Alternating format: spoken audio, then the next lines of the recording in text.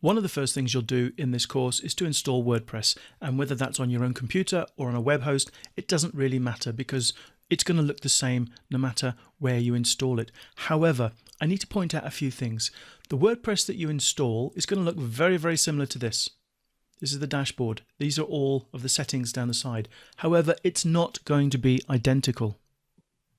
The reason is that WordPress core is the same for everybody, but you can add to the core by adding themes and plugins. And when you add themes and plugins, those themes and plugins can change what is available inside the dashboard. For example, you'll see here in the sidebar, I've got an item here called Contact. That is not in the normal WordPress install. That is added by a plugin called Contact Form 7. So if you haven't got Contact Form 7 installed in your WordPress, then you won't have that item. If we look down here, we've got an SEO menu item. We've got a WP security item, WP insert, Google Maps, and so on. These are all added by plugins, which I can briefly show you. If I go over to install plugins, you'll be able to see that we've got a number of plugins installed, and these are changing the look of the dashboard. So if you see something on my WordPress that is not on yours, there's a good chance it's a plugin or a theme that has done it. If I go to the appearance up here, you can see that I've got items down here which are added by my theme, Customizer Pro. So we've got About Customizer Pro key. This fixed widget option is added by a plugin, dynamic widgets by a plugin, menus, widgets, customize and themes. Those are the normal 4 items that you will find inside WordPress. So I guess what I'm saying is if you see something on my screen as you're watching the videos that are not on your screen, don't panic. We've also got screen options up here, and these can also affect what you're seeing. If I go over to a post on this website, this is just a test site, there's nothing really on here.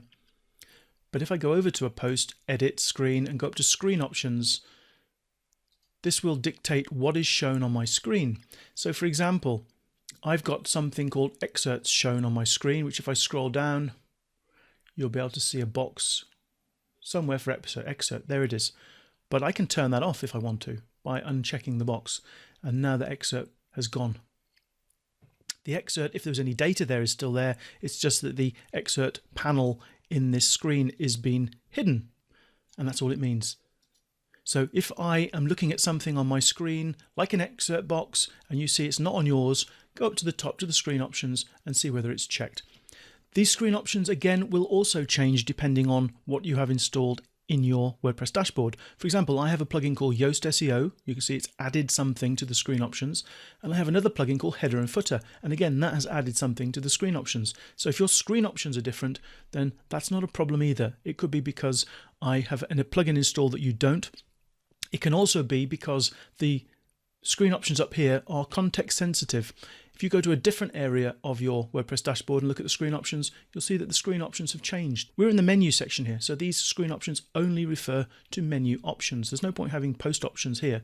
It would just get too crowded. So that's another thing to bear in mind. Just to give you another quick example, if I go back to my all posts screen, open up a post for editing, there's this section here, Yoast SEO. That section there, which I can collapse just to show you, was added by a plugin, Yoast SEO plugin. If you don't have Yoast SEO plugin installed, then you're not going to have that on your edit post screen, and it won't be available also in the screen options. Finally, one more thing I want to show you is that the color of my dashboard is probably different from the color of yours, and that's pure and simply because in your profile under users, you can select a color scheme. If I scroll down, you'll also see down here that the Yoast SEO plugin again has added more information down here. Another example of plugins and themes changing the dashboard.